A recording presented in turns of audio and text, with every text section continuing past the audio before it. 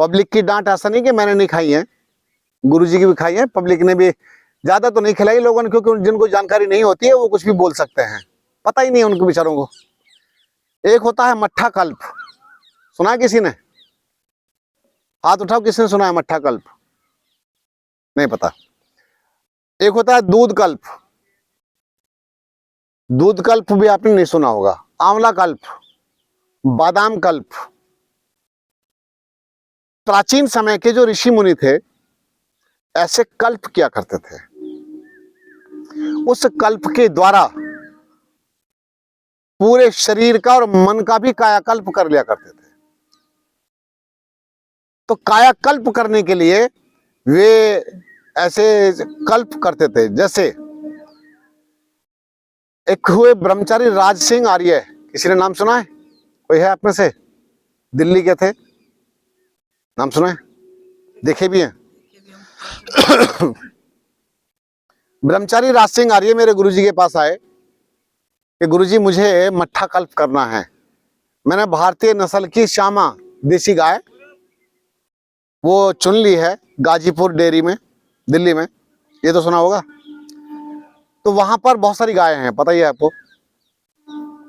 तो वहां पर क्या किया उन्होंने, एक अपने रहने के लिए, उस कल्प के समय निवास करने के लिए झोंपड़ी टाइप के बनाए ऐसे गोलाई में, 3-4 राउंड थे उसके। उसके बाद में छोटी सी जगह फिर अपनी उन्होंने वहां पर अंदर सेट कर रखी थी, उसमें घूम के ऐसे जाना पड़ता था, चक्कर ले ले करके ऐसे। तो उसमें उन्होंने निवास किया।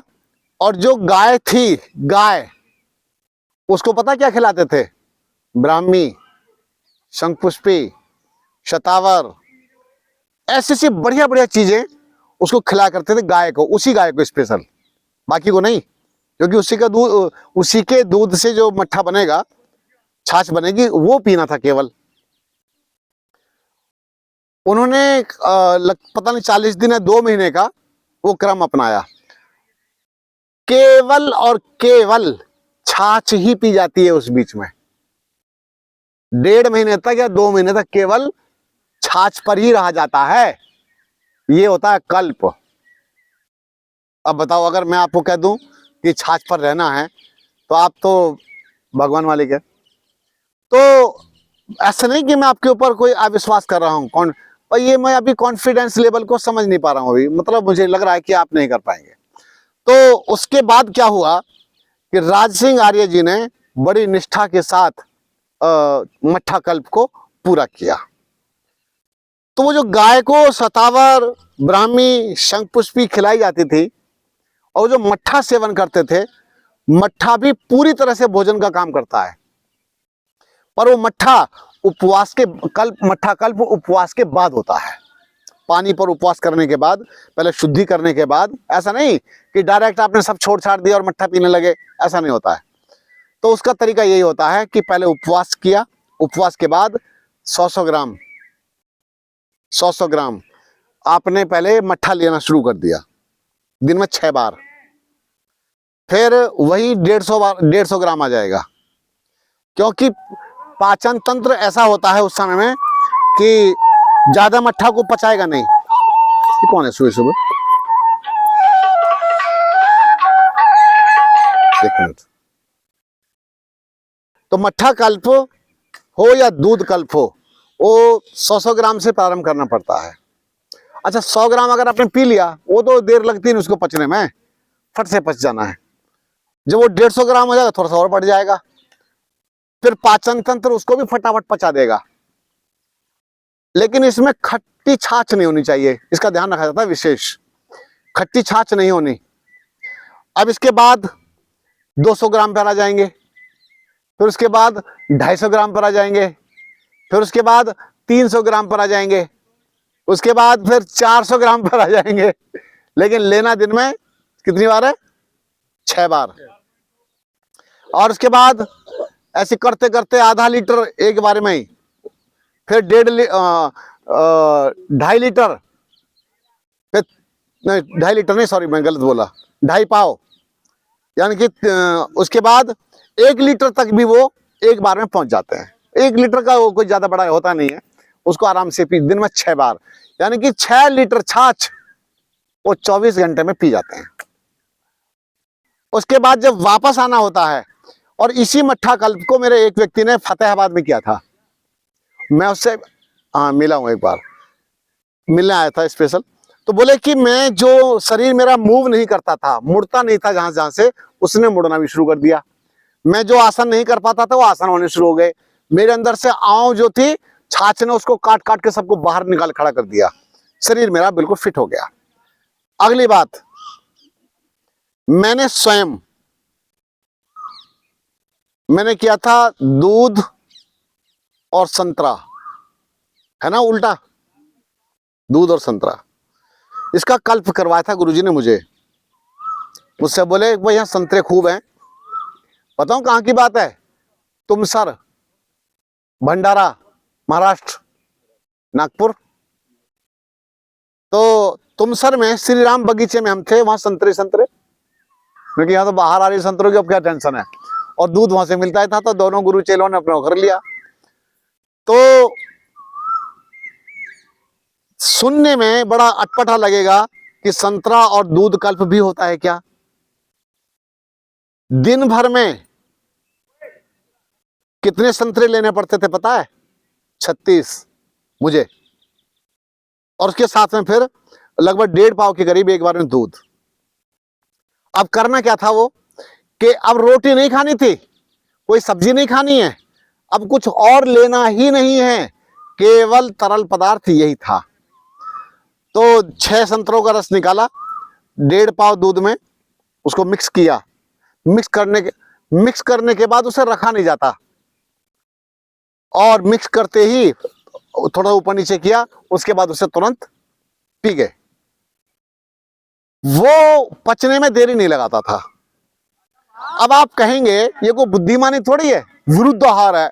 अरे विरुद्ध आहार आपको लग रहा है, दूध जो होता है कहाँ अंदर जाते फट जाता है। पहले फटता है या नहीं फटता? बिना फटे दूध नहीं पचता है, तो पहले वो फटेगा ही फटेगा।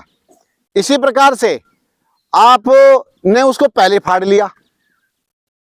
गुरुजी का जो सिद्धांत था वो कहते थे आपने पहले फाड़ लिया उसको, और संतरे के साथ मिलकर के वो एकदम हल्का हो गया। तो इससे बड़ा अच्छा हुआ। तो लगभग मेरा महीना या 40 दिन चला वो कल्प, और चेहरा पता है, चेहरा जो ये शकल है एकदम लाल गुच्छ हो गया, कमजोर नहीं हुआ, लाल गुच्छ हो गया, इतना बढ़िया शरीर हो गया, और चुस्ती फुर्ती अद्भुत। पैर यहां रखो तो वहां भागे, इतना स्पीड आ गई थी। तो गुरुजी ने साधा है, और फिर जब घटाते हैं तो धीरे धीरे उसको कम करते चले जाओ। अभी फिर 5 संतरे, फिर 4 संतरे, फिर 3 संतरे, फिर 2 संतरे, फिर 1 संतरा, फिर 6 बार की जगह 5 बार, फिर 5 बार की जगह 4 बार, 4 बार की जगह 3 बार, 2 बार, फिर ऐसे 1 बार। ऐसे हमने कर लिया, और करने के बाद में फिर भैया आपका कल्याण हो गया बस। फिर धीरे धीरे सब्जी पर आ जाते हैं, दलिया पर आ जाते हैं। दलिया सब्जी हल्की हल्की लाइट चीजों को फिर सेवन करते हैं, फिर वो भी पचना शुरू हो जाता है। तो शरीर नया हो जाता है कल्प के द्वारा। तो ये मैंने आज आपको नई चीज बताई। ऐसे ही गाजर और दूध, गाजर का रस और दूध, इन दोनों का कल्प होता है मिला करके। तो लेकिन दूध कौन सा चाहिए? देसी गाय का, ठीक है, अपनी जो गाय है भारतीय नस्ल वाली, तो इनका ही दूध चाहिए। तो ये सब आप गाजर और दूध का भी कर सकते हैं, लेकिन जब ऐसा करना हो तो पहले एक बार परामर्श कर लेना चाहिए। वैसे मैंने जो भी समझाने का प्रयास किया है उसे पूरे ढंग से अच्छी तरह से समझाया है, लेकिन उससे पहले उपवास आदि जो करना पड़ता है उस पर पहले फोकस करना होगा, पहले ध्यान करना पड़ेगा। आपके बहुत समय तक तो पैरामीटर्स खराब ही नहीं होते, डिसबैलेंस ही नहीं होता शरीर। फिर उसके बाद आहार इतना हल्का कर देना चाहिए, इतना अच्छा आहार रखो बढ़िया, फिर तो आपका कल्याण हो गया। तो भैया रोग को दूर करना सरल तो है, लेकिन थोड़ा सा परिश्रम लगता है। नया जीवन मिल जाएगा। वो मेरी माता पीछे बैठी है, ठीक है, तो माता पीछे बैठी, उनको भी नया जीवन मिलेगा। सब कुछ मिलेगा। तो सबसे पहले क्या चाहिए, जो पहले दिन बताया था मैंने, धैर्य, पेशेंस। फिर चाहिए कंट्रोल, संयम। तो संयम और धैर्य, और फिर एक चीज और चाहिए, आपका साहस। साहस, थोड़ा सा साहस दिखाइए। नहीं नहीं हो जाएगा, हम भी करेंगे। है, हम कैसे नहीं होगा, अरे हम इतने दुर्बल हैं क्या? अपने आप को मजबूत खड़ा करो, अपने आप को मजबूती की तरफ लेके आओ, फिर देखो सारे काम होते चले जाते हैं। ऐसे तो जी नहीं सकते कि इस डर के हमारे छत सड़क पर ही ना चलो कि दीवार ना गिर जाए। किसी पेड़ के नीचे नहीं बैठते, ऐसा ना हो कि पेड़ ही गिर जाए हमारे ऊपर, ऐसे कैसे होगा? तो इतना डर नहीं चाहिए। तो ऐसे डरे तो जीवन नहीं चलता। अब हम इस विषय को ही रोकते हैं। आज कल्प समझ में आ गए?